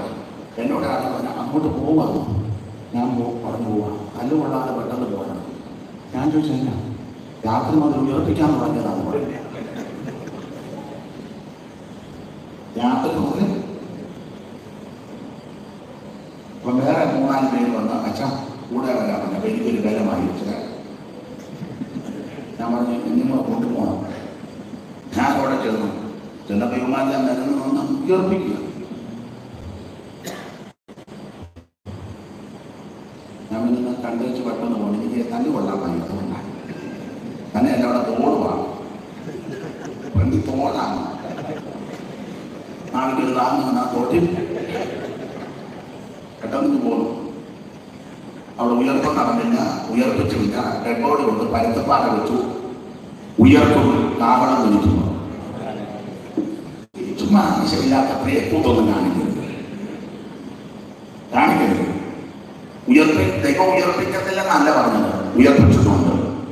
ഇനിയും ദൈവം അത്ഭുതം ചെയ്തു. പക്ഷെ ഈ പലരും ഈ കാട്ടിക്കൂട്ടുന്നൊക്കെ ദൈവനാമം ദുഷിപ്പിക്കുക. ആദ്യം വിവേചിക്കണം. ഇവന്റെ കൃപാവരം ഞാൻ ആരാ, നിങ്ങൾ ആരാണെന്ന് നന്നായിട്ട് വിവേചിച്ചോള. ഞാൻ ക്രിസ്ത്യൻ, നിങ്ങൾ ശൗലിന്റെ ചേർന്നതാണ്. ദൈവങ്ങളെ, ഈ ലോകത്ത് ജീവിക്കുമ്പോൾ നമ്മൾ ആരാണെന്നൊരു ചിന്ത വേണം.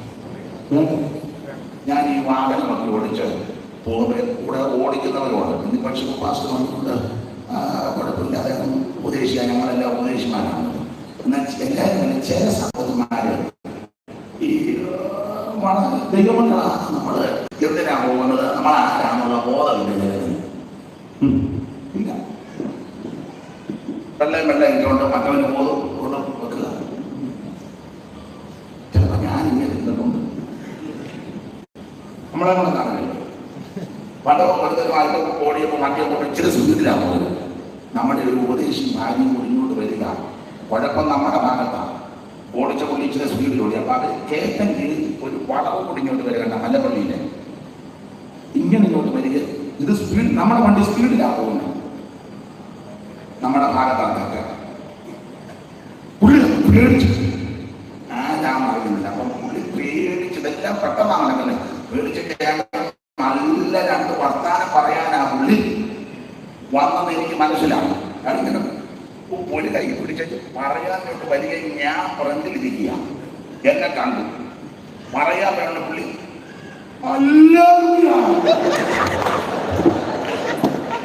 അത് പറയാനല്ല പുള്ളി വന്നതാണ്, പറയാനല്ല. നല്ല 2 കാശ് പറയാനാണ്. പക്ഷേ ഫ്രണ്ടിൽ അദ്ദേഹം ഇവിടെ ഞാൻ ഉണ്ടോ എന്ന്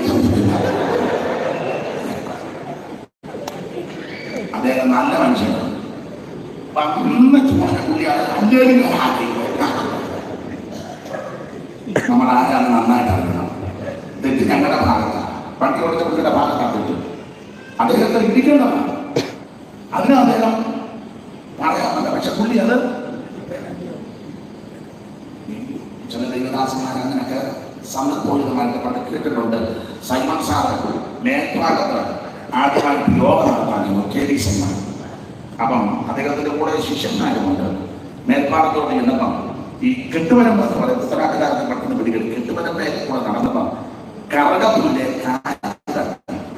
കാൽ കെട്ടി മുമ്പോട്ട് ആഞ്ഞപ്പം കൂടെയുള്ള സഹോദരന്മാരെ സാറ് വീടുകളിൽ കേറി പിടിക്കാമെന്നപ്പോ സാറിന് വീട് സഹോദരന്മാരെ ദേശം കൈയടക്കിലാണ്.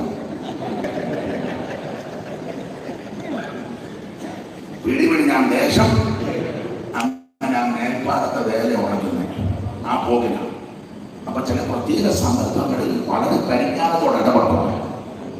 ഇവന് വിവേചനം കൊണ്ട് ഞാൻ ആരാ നിങ്ങളാണ് ഈ പൊലിക്കാത്ത ഇവരെല്ലാം കണ്ടേച്ച് പറയാം, നിങ്ങളെല്ലാം കൂടെ വന്ന് പടയ്ക്ക് അണവരയ്ക്കുന്നതിന് ഞാൻ ഫെലിസ്തീന് നിങ്ങൾ ശൗലിന്റെ ചേവകരുമാണ്.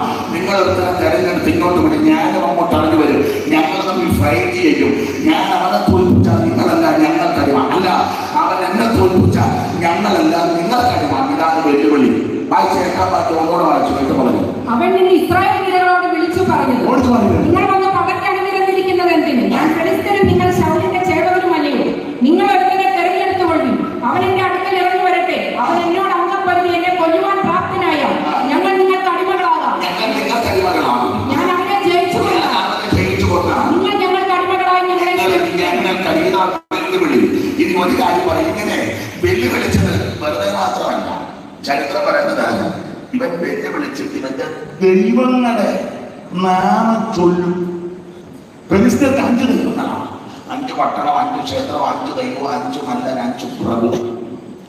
വാക്യങ്ങളുണ്ട്, എടുപ്പിക്കുന്നില്ല, സമയം പോയതുകൊണ്ട് നിങ്ങൾക്ക് അറിയുകയും ചെയ്യാം. അപ്പൊ ഈ 5 ദൈവങ്ങളെ നാമം ചൊല്ലും ഫെലിസ്തീൻ. അണ്ട 43-ാമത്തെ വാക്യത്തിന്റെ 2-ാമത്തെ ഭാഗത്തിൽ തന്റെ ദേവന്മാരുടെ നാമം ചൊല്ലി എന്നൊരു പദമുണ്ട് വായില്. തന്റെ ദേവന്മാരുടെ നാമം ചൊല്ലി ദേവന്മാരുടെ നാമം ചൊല്ലി ദേവന്മാരുടെ അപ്പൊ ഇവന് വെല്ലുവിളി. നിങ്ങൾ ഇങ്ങോട്ട് വിട്, ഞാൻ പറഞ്ഞു ഇത് പറഞ്ഞേച്ച് ദേവന്മാരുടെ നാമം ചൊല്ലും. 5 ദൈവങ്ങളുണ്ട്. അപ്പൊ നന്നായിട്ട് നാമം ചൊല്ലും. ഓടിച്ചു പറയാം, എപ്പോഴൊക്കെയാ നാമം ചൊല്ലുന്നത്, എങ്ങനെയാണ് നാമം ചൊല്ലുന്നത്, ഏത് വിധത്തിൽ ചൊല്ലി. 16-ാം വാക്യം വായിച്ച 16. ആ ഫെലിസ്തീൻ 40 ദിവസം മുടങ്ങാതെ 40 ദിവസം മുടങ്ങാതെ രാവിലെയും വൈകുന്നേരവും ഇങ്ങോട്ട് നോക്കിയേ, ഇവൻ 5 ദൈവങ്ങളുടെ നാമം ചൊല്ലും. എന്ത് അല്ല ചിട്ടയായിട്ടാണ് ഇവന്റെ പ്രവർത്തനം. പിശാചിന്റെ 5 ദൈവങ്ങളുടെ നാമം അത് രാവിലെ ചൊല്ലും, വൈകുന്നേരവും. ഞാനൊരു കാര്യം ചോദിക്കട്ടെ, ഈ പെന്തിക്കോസ്തുകാരുടെ എത്ര വീട്ടിലുണ്ട് രാവിലെ വൈകിട്ട് കൃത്യമായിട്ട് പാട്ട് പാടി പ്രാർത്ഥിക്കുന്ന വീട്? ഞായറാഴ്ച സഭയെ വന്നേക്ക് ഉള്ളതല്ലേ ചോദിച്ചത്. രാവിലെയും വൈകിട്ടും വീട്ടിൽ പാട്ട് പാടി പ്രാർത്ഥിക്കുന്ന എത്ര പെന്തിക്കോസ്തുകാരുടെ വീടുണ്ടെന്ന? ഇല്ലെന്ന് പറയത്തില്ല, അങ്ങനെ വീടുകളുണ്ട്. വൈകിട്ട് പിന്നെ മിക്കടുത്ത പ്രാർത്ഥനയുണ്ട്. രാവിലെ മിക്ക സ്ഥലങ്ങളിലും മിക്കടുത്തില്ല. ഇതുവരെ പ്രഭാതയാമം കാണാത്ത ആൾക്കാരും അതങ്ങനെ ഇരിക്കുന്നത് പോലും ചിലർക്ക് ഞാൻ വളരെ പ്രാധാന്യത്തോടൊരു കാര്യമാണ്. എൻ്റെ സഹോദരന്മാരോട് നിങ്ങളൊക്കെ അങ്ങനെ തന്നെയാണ് വിശ്വസിക്കുക, അങ്ങനെ തന്നെ പോകണം. രാവിലെ വീണ്ടും പ്രാർത്ഥന മുടങ്ങരുത്. കുറഞ്ഞ പക്ഷം ഞാൻ ഞങ്ങളുടെ വീട്ടിലുണ്ടെങ്കിൽ ശുശ്രൂഷൻ്റെ ദൂരോട്ട് പോയാൽ ചിലപ്പോൾ 1-2 ദിവസവും ദൂരോട്ട് പോയാൽ ഒക്കത്തില്ല. വീട്ടിലുണ്ടെങ്കിൽ വെളുപ്പിനെ ഞാൻ തമ്പാരടിച്ച് പാട്ട് പാടും. വെളുപ്പിനെ ഞാൻ തമ്പാരടിച്ച് വെളുപ്പിനെ പാട്ട് പാടുമ്പോൾ ആ വീട്ടിലുള്ള മുഴുവൻ എണ്ണോ എൻ്റെ കൂടെ വന്നിട്ട് പാട്ട് പാടുമ്പോൾ ഇല്ല ആ വീട്ടിൽ താമസിക്കില്ല. ആ അത് ദൈവകൃപ കൊണ്ട് ഈ മാർഗത്തിൽ വന്ന അന്ന് മുതൽ ഇപ്പൊ ഏതാണ്ട് 35 വർഷത്തോളമായി പ്രഭാത പ്രാർത്ഥനയൊന്നും മുടങ്ങിയിട്ടില്ല. അത് ഒരു ഭാഗത്തൊന്നുമല്ല പറഞ്ഞത്. ഈ ജോഷുവായിട്ട് വഴങ്ങാണ് എന്റെ മോനാണ്. 4-5 പാട്ട് പാടും. ആദ്യത്തെ 2 പാട്ടിന് ഞാൻ നമ്മൾ അടിക്കും, 3-ാം പാട്ടിന് പുള്ളിയെ കൊണ്ടടിക്കും. ഇത് പ്രാർത്ഥനയുടെ ആരാധനയുടെ ബലത്തിലാണ് നിൽക്കുന്നത്. അല്ല നിന്റെ കാശിന്റെ പുഷ്പോ, നിന്റെ രാഷ്ട്രീയ സ്വാധീനമോ, നിന്റെ കുടുംബത്തിലുണ്ടോ, നിന്റെ പ്രസംഗത്തിന്റെ വൈഭവമുണ്ടോ, നിന്റെ പ്രാസം ഒപ്പിച്ചുള്ള ഈ വകുപ്പുകളിൽ നിൽക്കുന്ന ദൈവത്തിന്റെ കൃപയാണ്. ആരാധന പ്രാർത്ഥന മുടങ്ങരുത്. നിങ്ങൾ ഓലിയാട്ട് ശാശാന്തികളുടെ കൃത്യമായിട്ടാക്കിയത് രാവിലെയും ഞാനൊരു കാര്യം പറഞ്ഞു. നിങ്ങളുടെ ഹൈന്ദവ സ്നേഹിതന്മാരെ ശ്രദ്ധിച്ചു, അമ്പലത്തിലെ കൃത്യസമയത്ത് ഇറക്കാറില്ല. ആരോ മാവോ തത്തുല്യമായ കാര്യങ്ങളോ അല്ലെ അതിനുള്ള ക്രിയങ്ങൾ കോളാമ്പി വെച്ചിരിക്കുന്ന. പണ്ട് കോളാമ്പി ഇപ്പം നിയമം അനുസരിച്ചുള്ളത്. മിക്കടത്തും 4:45 ഇറക്കാറുണ്ട്. അത് 6:15 വരെ. 4:45 6:15 എത്ര മണിക്കോ? 1:30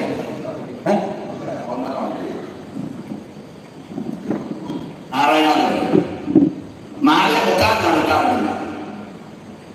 അവരുടെ ദേവി ദേവന്മാരെ സ്തുതിച്ചുള്ള കീർത്തനങ്ങളും സ്തോത്രങ്ങളുമായി കേൾക്കുന്നു. അന്തരീക്ഷം മുഴുവൻ 5 മണിയാകുമ്പോൾ ഇതുകൊണ്ട് മോഹിതമാണ്.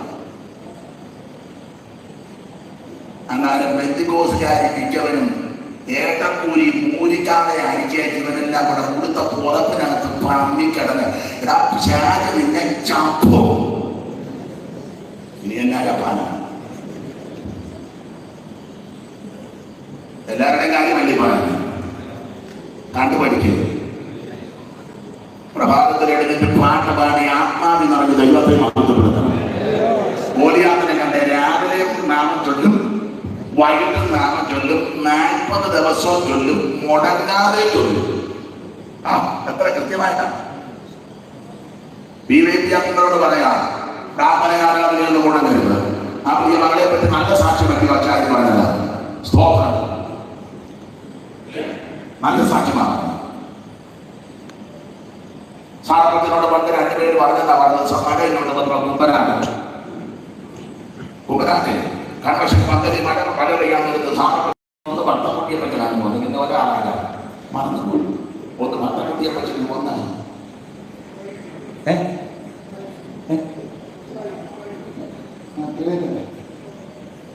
മറന്നുപോയി. ഇത് 10 യോനാചന അപ്പച്ചനാണോ ആരോ 2 പേര് ബഹുമാനപ്പെട്ട മൺമറഞ്ഞ കയ്യബ്രഹാം അവർ പറഞ്ഞു, കുട്ടിയച്ച മഴ. അപ്പൊ പറഞ്ഞതാ പറഞ്ഞ മഴയുടെ കാര്യം ഞങ്ങളേറ്റു സാറ് ദൂതരിച്ചിട്ടുള്ള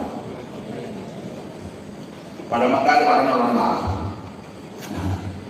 താഴെ വരെ വന്ന് മഴ പെയ്യുന്നു. വടക്കേക്കവലയിലും പോയി മഴ തുടങ്ങി. കുമ്പനാട്ട് ഗ്രൗണ്ടിൽ മഴ പെയ്യുന്നില്ല. ഇതാ പെന്തിക്കോസ്. നമ്മളങ്ങനെ പറഞ്ഞു സാറിനെ ഓർത്തോണ്ടാ ഇപ്പൊ രോഗം വെച്ചത്. കമ്മിറ്റി കൂടിയപ്പോ അന്നേ പറഞ്ഞതല്ലേ മഴയുടെ സമയമായപ്പോ രോഗം വന്നു. ശ്വാസമില്ലാത്തതിനെ എല്ലാം കൂടെ ചുമന്നുകൊണ്ട് നടന്ന ഇവിടെ രാവിലെ മാത്രം ചൊല്ലുന്നു, വൈകിട്ട് നാമം ചൊല്ലുന്നു, 40 ദിവസം ചൊല്ലുന്നു, മുടങ്ങാതെ ചൊല്ലുന്നു. മാത്രമാണോ എല്ലാരും കേൾക്കയാണ് ചൊല്ലുന്നത്.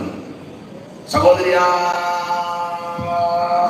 11-ാമത്തെ വാക്യം വായിച്ചേ. ഫിലിസ്തീന്റെ ഈ വാക്കുകൾ നാമം ചൊല്ലുന്നത് വെല്ലുവിളിയെ ഈ വാക്കുകൾ ശൗലും എല്ലാ ഇസ്രായേലിലും കേട്ടപ്പോൾ എല്ലാ ഇസ്രായേലിലും കേട്ടു. ഭ്രമിച്ച് ഏറ്റവും എല്ലാവരും കേൾക്കുകയാണ്. സത്യദൈവത്തെ സ്തുതിക്കുന്ന നീ സ്തുതിക്കും ആരെയും കേൾക്കുന്നുണ്ടോ? ഒരു സ്തോത്രം പറഞ്ഞ അകത്തിരിക്കുന്ന പുള്ളി പോലും കേൾക്കുന്നില്ല. കമ്മറ്റി കൂടുമ്പോഴും സഹായികളിലും ശാപാദന സമയത്ത് സ്തോത്രം പറഞ്ഞില്ല. ആ സമയം കഴിക്കാൻ നിന്ന്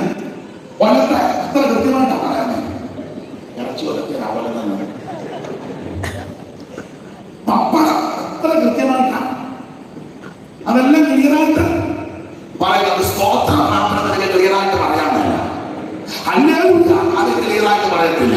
ഇതൊക്കെ ദൈവം തമ്മിൽ ഞാൻ കണ്ടോണ്ടിരിക്കുക. ഒടുവിൽ അങ്ങേയറ്റം പറ്റുമ്പോ ഇങ്ങനെ എപ്പോഴും പറയും സ്തോത്രം. അത് പറയും.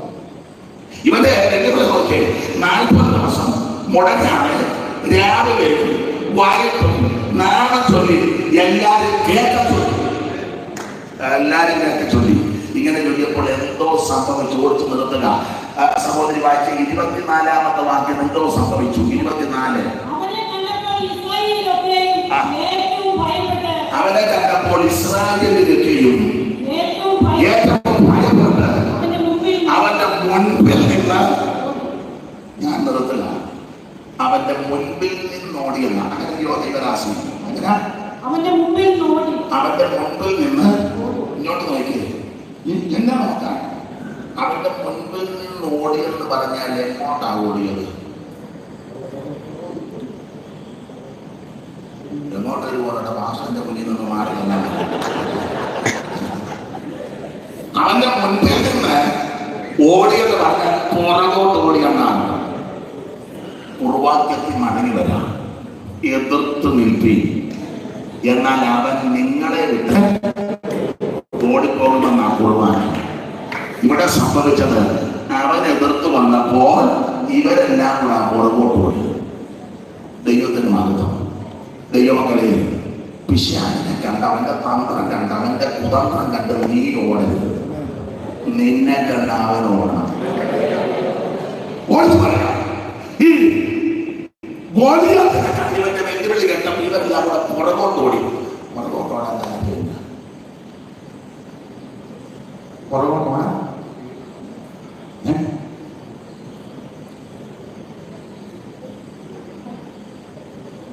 ന്യായമായ ആൻസറാണ് ഭയപ്പെട്ടെന്നുള്ളത്. ശരിയാണ്. അവിടെ ഭയപ്പെട്ടെന്നുണ്ട്. പക്ഷേ ഇവർ പേടിത്തൊണ്ടന്മാരല്ല. ആരാ? ശൗലിന്റെ കേരളത്തിൽ പേടിത്തൊണ്ടന്മാരല്ല. 15:52 വായിച്ചേ.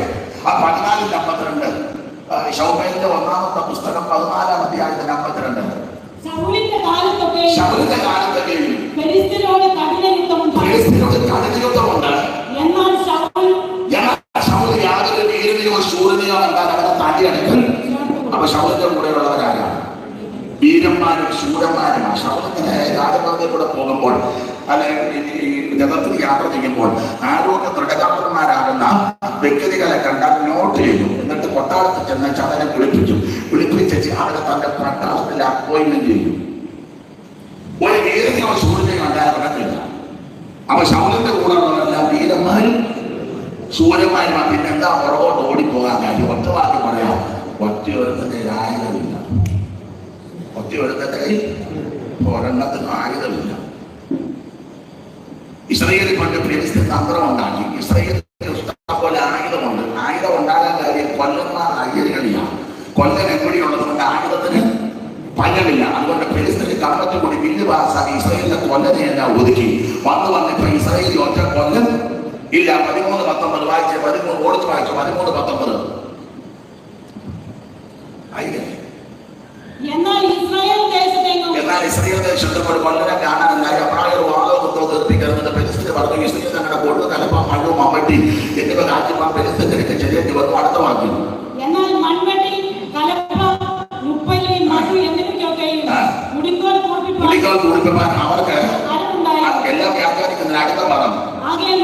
ആകെയാണ് യുദ്ധസമയത്ത് ശൗലിനോടും യോനാഥാനോടും കൂടെയുള്ള ജനത്തിൽ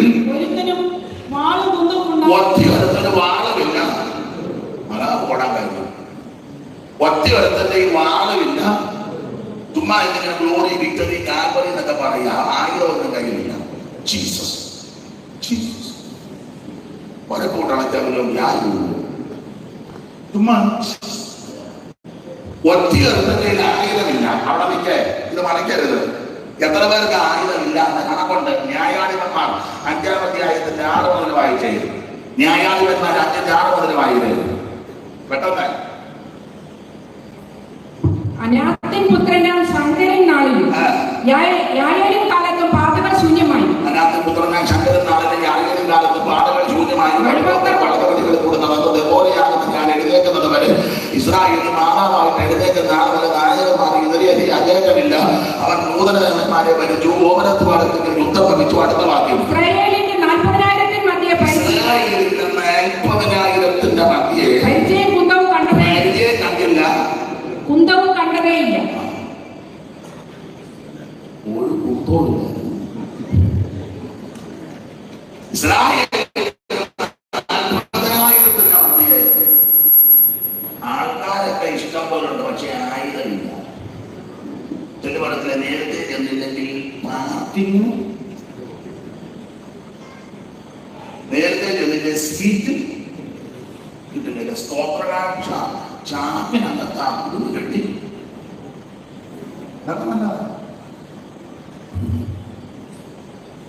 ഒൻപതാണ് ആയുധം എത്ര എണ്ണത്തിനുണ്ട്? ആയുധം എത്ര എണ്ണത്തിനുണ്ട്?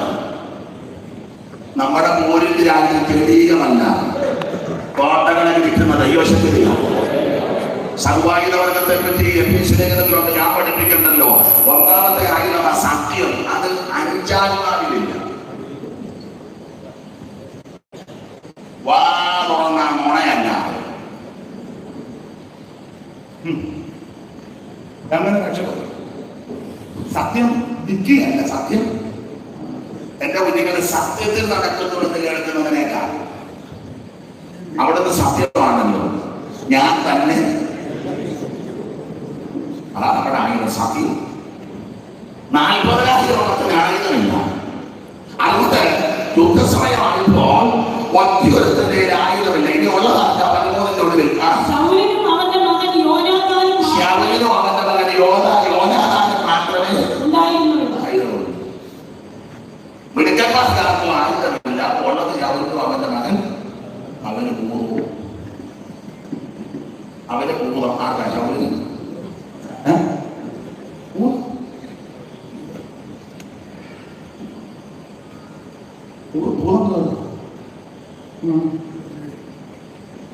പതിനെട്ടിന്റെ 10 തോന്നുന്നു. ശൗലിന്റെ 1-ാം പുസ്തകം 10 കണ്ണിക തുടങ്ങി വായിച്ചു. പിറ്റന്നാൾ ദൈവത്തിന്റെ പക്കൽ നിന്നുള്ള ദുരാത്മാവ് ശൗലിന്മേൽ വന്നു. അവിടുന്ന് ദൈവത്തിന്റെ പക്കൽ നിന്നുള്ള ദുരാത്മാവ് ശൗലിന്റെ. അടുത്തത്, അവൻ അരമനയ്ക്കകത്ത് ഉറഞ്ഞു പറഞ്ഞു. ദുരാത്മബാധിതനായി. ആയുധം കയ്യിലുണ്ട്, പക്ഷേ ദുരാത്മാവ്.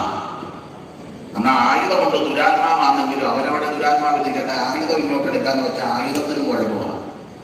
എന്തുവാ ശൗലിന്റെ ആയുധത്തിന് കുഴപ്പം? ശൗല് മരിച്ചപ്പോൾ ദാവീദ് വിലാപകാരിയും പാടിയപ്പോൾ ആ കാര്യം പറഞ്ഞു വായിച്ച് ശൗലിന്റെ 2-ാം പുസ്തകം 1-ാം അധ്യായത്തിന്റെ 17-ാം വാക്യമായിരുന്നു. അനന്തരം ദാവീദ് ശൗലിനെയും അവന്റെ മകൻ യോനാഥാനെ കുറിച്ച് വിലാപകാരിയും പറഞ്ഞു അവന്റെ യൂദാ മക്കളെ തലമുറ അഭ്യസിപ്പിക്കുവാൻ കൽപ്പിച്ചു. അത് ശൂരന്മാരുടെ പുസ്തകത്തിൽ എഴുതിയിരിക്കുന്നവന്റെ അടുത്ത വാക്യം, ഇസ്രായേലിന്റെ പ്രതാപമായവന്റെ ഗതികളെ വിധന്മാരായി പണ്ടുപോലെ പ്രശസ്തപ്പെടുത്തുന്ന അസ്ത്രവേദികളെ പോഷിക്കരുത്. പരിസ്ഥിതിമാർ സന്തോഷിക്കരുത്. അഗ്രജർമാർ ഉല്ലസിക്കരുത്. പർവ്വതങ്ങളെ നിങ്ങളുടെ മഞ്ഞോ മഴയോ മഴയോ പരിപാടി ദിനങ്ങളോ ഉണ്ടാകാതിരിക്കട്ടെ. അടുത്ത വാക്യം,